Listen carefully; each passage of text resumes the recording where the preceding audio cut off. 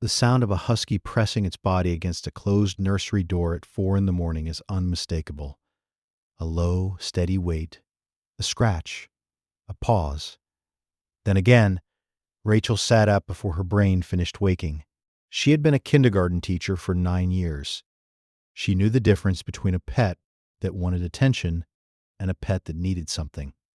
This was the second. She crossed the hall barefoot. The hallway nightlight made everything look softer than it was. The husky was in front of Caleb's door, not pacing, not whining, just standing there, head low, weight forward, eyes fixed on the wood. "Move," she whispered.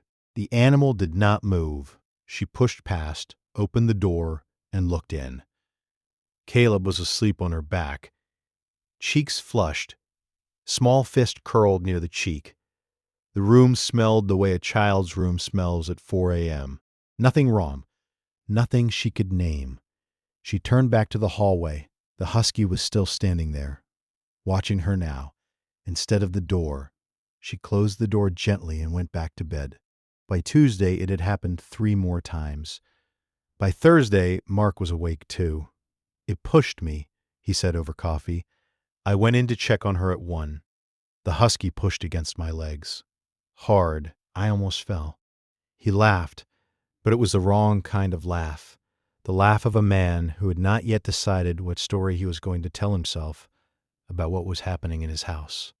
Rachel did not laugh. She had been thinking about it for 4 days. "It's possessive," she said. "I've seen this before with families." The animal forms an attachment to the child and starts to read normal caregiving as a threat. We need to be careful. The pattern always started the same way.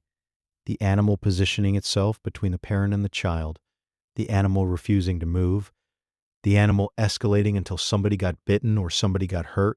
She knew what came next. On Friday, she called the rescue she had used for 2 previous families. She did not tell Mark she had called. She told herself she was just exploring options. She told herself she had not decided anything yet. On Saturday morning, the husky would not let her into the nursery at all. It stood across the doorway with its body turned sideways.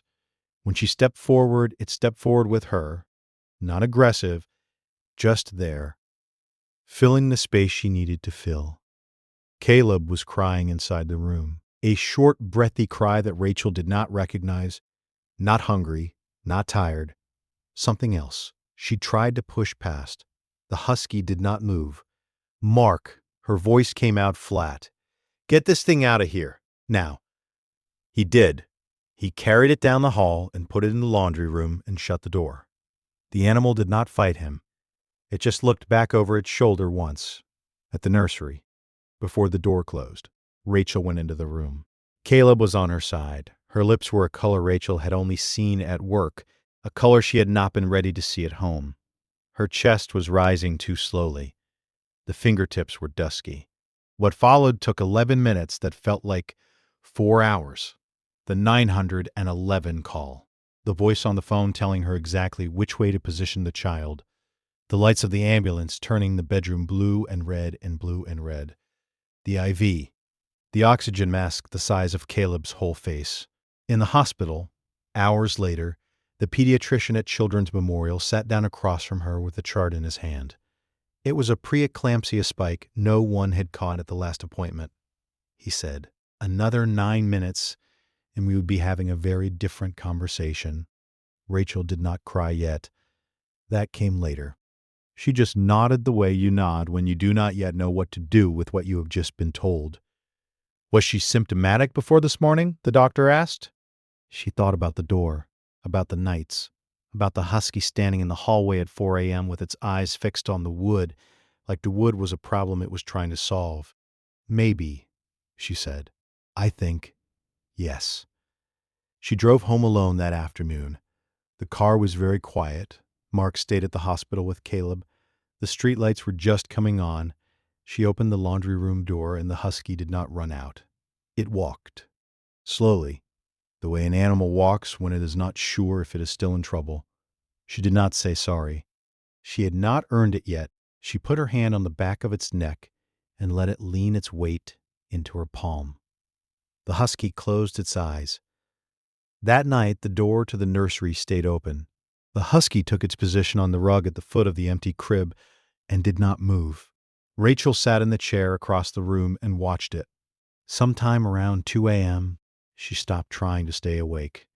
When Caleb came home 3 days later, the husky did not perform relief. It walked over once, smelled the blanket, and went back to its rug. It had work to do. In the corner of the room, the small framed picture from the baby shower had fallen face down on the dresser. Rachel had not noticed it before. She left it where it was. She had stopped needing things to look like anything in particular. The dishwasher hummed in the kitchen. Outside, somebody started a car. Ordinary noises. Ordinary house. Ordinary hour. The ordinary part was what kept catching her by surprise. That the world had not stopped to acknowledge what had nearly happened in this room. The world did not know. The world would never know. Only she would know. And the animal asleep on the rug.